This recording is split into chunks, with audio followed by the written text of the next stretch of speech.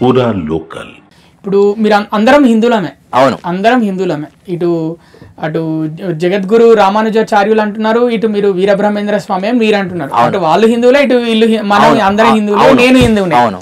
కానీ ఇక్కడ ఎవరికి మా గురువు గొప్పవాడు అంటే నేను, మీ గురువు గొప్పవాడు, మీ దేవుడు గొప్పవాడు అంటే దీంట్లో కూడా హిందువులలో కూడా మా గురువే గొప్పవాడని గొడవలు ఎందుకు?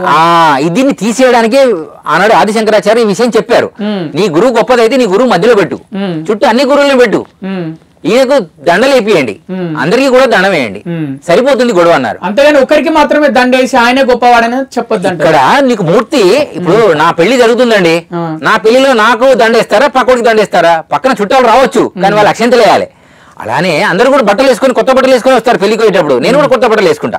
అలానే ఏ పూజ జరిగినా హిందూ ధర్మంలో మీరు దాన్ని మధ్యలో పెట్టండి. అది రాముడైనా, రామానుజుడైనా, ఆదిశంకరాచార్య, వీరబ్రహ్మేంద్ర, విశ్వకర్మ అయినా, శివుడైనా, పార్వతి అయినా, హనుమంతుడైనా, ఎవరైపు మధ్యలో పెట్టి ఆ కార్యక్రమాన్ని అంగరంగ వైభవంగా జరిపియండి అని ఆదిశంకరాచార్య నిరూపణ చేశారు 7వ శతాబ్దంలో. అయినా మన వాళ్ళల్లో దాన్ని ఏమంటారంటే చింత చచ్చినా పులుపు జావాలని ఒక లెక్క ఉంది. చింత చెట్టు కొట్టేసి ఉండొచ్చు, దాని యొక్క చింతకాయ పులుపు అయితే పోదుగా. అలానే వీళ్ళ లోపల మనకు యుగానికి ఒకటి సినిమా చూడండి మీరు. ఒక సినిమా వచ్చింది, అది కన్నడలోనూ తమిళనాడులో వచ్చింది. దానిలో శైవులు వైష్ణవులు కొట్లాడుకుంటారు. అంతెందుకండి, మీరు కమల్ హాసన్ తీసిన ఒక సినిమా వచ్చింది, దశావతారం సినిమాలో అతని కొండీలు కట్టి ఉగులాడ తీశారు. అట్లాంటి సన్నివేశాలు హిందూ ధర్మంలో వచ్చినాయి, జరిగినాయి. జరగకుండా సినిమాలు ఎందుకు వస్తాయి? వాస్తవాలు అవి. వైష్ణవ శైవ యుద్ధాలు జరిగినాయండి. అప్పుడు ఈ ముస్లిం క్రిస్టియన్స్ లేవు, అప్పుడు జరిగినాయి ఇవన్నీ. సో అవి పోయినాయి. ఇప్పుడు రామాలయంలో శివాలయం వచ్చింది, శివాలయంలో రామాలయం వచ్చింది, ఆంజనేయ స్వామి అమ్మవారి దేవాలయాలు కూడా ఒక దగ్గర వచ్చినాయి.